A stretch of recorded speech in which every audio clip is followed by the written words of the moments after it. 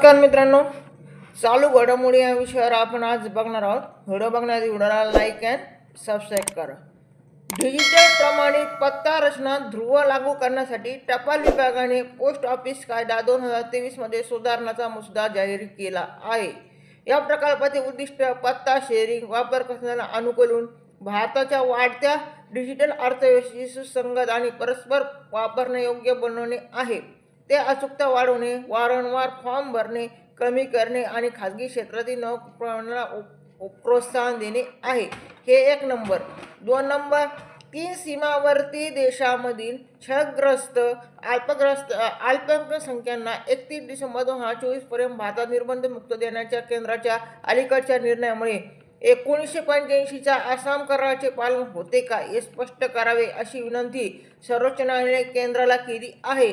हा प्रश्न एका याचिकेद्वारे उपस्थित केला जात आहे, ज्यामध्ये असा दावा करण्यात आला आहे की हा निर्णय आसाममध्ये प्रवेश करण्याची अंतिम मुदत बदलतो, ज्यामुळे तो वैधानिक आणि संवैधानिक नियमांच्या विरोधात जातो. हा दुसरा पॉईंट.